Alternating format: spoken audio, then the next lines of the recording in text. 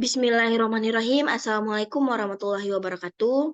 Perkenalkan, nama saya Siti Safira dengan NIM 22022116 dari kelompok 6 mata kuliah Administrasi dan Supervisi Pendidikan. Pada pertemuan 7 ini saya akan menjelaskan materi administrasi sarana dan prasarana. Berikut A. Pengertian administrasi sarana dan prasarana. Sarana pendidikan umumnya mencakup semua peralatan dan perlengkapan yang secara langsung dipergunakan dan menunjang dalam proses pendidikan yang harus sesuai dengan proses pembelajaran. Sedangkan yang dimaksud dengan prasarana adalah fasilitas yang secara tidak langsung menunjang kelancaran proses pendidikan. Seperti halaman yang bagus untuk melakukan pembelajaran, taman atau taman sekolah yang enak dipandang, atau jalan menuju sekolah yang mudah, tata tertib sekolah, dan sebagainya.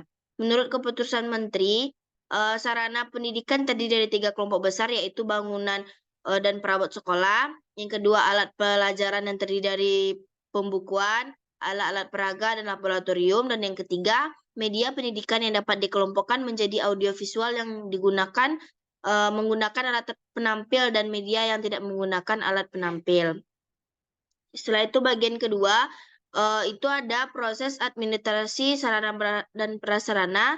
Kita mulai dari yang pertama, yaitu perencanaan administrasi sarana dan prasarana. Di sini menjelaskan bahwa perencanaan pengadaan perlengkapan pendidikan di sekolah itu harus diawali dengan analisis jenis pengalaman pendidikan yang diprogramkan sekolah. Menurut Sukarnas 1987 sebagai berikut, bisa kita lihat bagian A, yaitu menampung semua usulan pengadaan perlengkapan sekolah. Setelah itu menyusun rencana kebutuhan perlengkapan sekolah untuk periode tertentu. Dan yang C, memadukan rencana kebutuhan yang telah disusun dengan perlengkapan yang tersedia. Setelah itu ada memadukan rencana kebutuhan dengan dana atau anggaran sekolah yang tersedia. Yang kelima itu memadukan rencana daftar kebutuhan perlengkapan yang mendesak.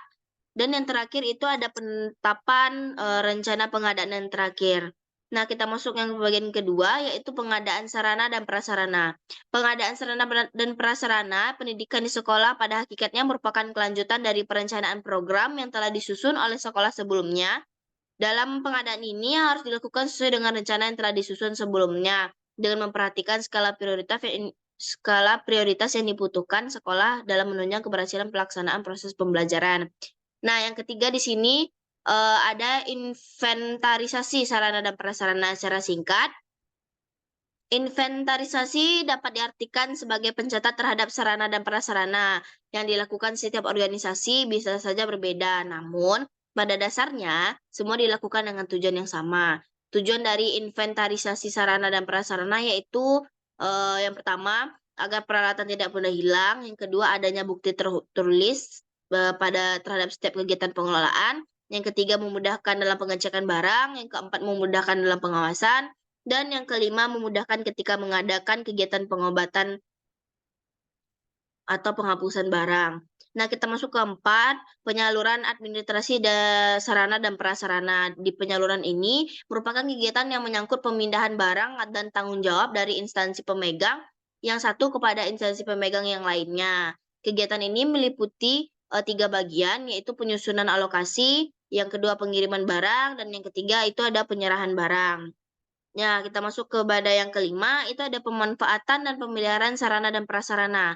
Nah, di pemeliharaan ini adalah kegiatan yang harus terus-menerus dilakukan untuk mengusahakan agar barang atau bahan kantor tetap dalam keadaan baik atau siap pakai.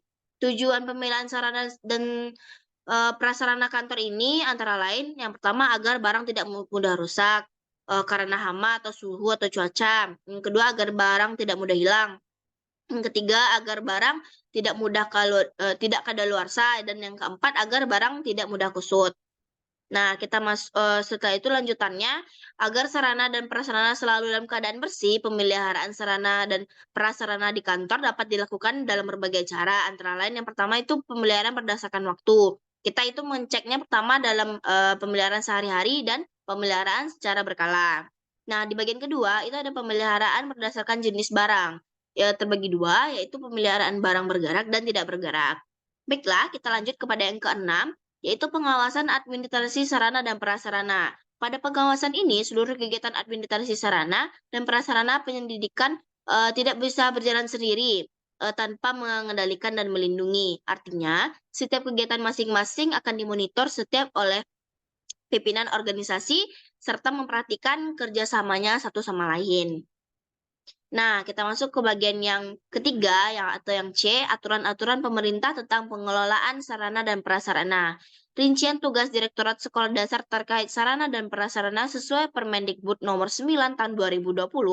Yang pertama, melaksanakan fasilitas sarana dan prasarana sekolah dasar dan pendidikan layanan khusus pada sekolah dasar. Yang kedua, kita harus melaksanakan penyusunan norma, standar, prosedur, dan kriteria di bidang peserta didik, sarana prasarana, dan tata kelola serta penilaian pada sekolah dasar dan pendidikan layanan khusus pada sekolah. Yang ketiga itu adalah melaksanakan fasilitas pemberdayaan dan penguatan kapasitas penyelenggaraan di bidang peserta didik. Setelah itu yang keempat melaksanakan pemberian bimbingan teknis dan supervisi di bidang peserta didik, sarana dan prasarana dan tata kelola serta penilaian pada sekolah dasar dan pendidikan layanan khusus pada sekolah dasar. Nah, kita masuk ke yang terakhir, itu secara singkat, yang D, peran guru dalam administrasi sarana dan prasarana. Nah, adapun peran guru di dalam ini, contohnya seperti yang pertama, terlibat dalam perencanaan pengadaan alat bantu pengajaran. Yang kedua, terlibat dalam pemanfaatan dan pemeliharaan alat, membantu pengajaran yang dapat digunakan guru. Dan yang terakhir, guru harus melakukan pengawasan dalam penggunaan alat praktik oleh siswa. Sekian presentasi saya pada pertemuan 7 ini dengan materi administrasi sarana dan prasarana. Jika terkurang saya mohon maaf, kalau ada kata-kata yang salah mohon dimaafkan. Wabillahi taufiq wal hidayah. Wassalamualaikum warahmatullahi wabarakatuh.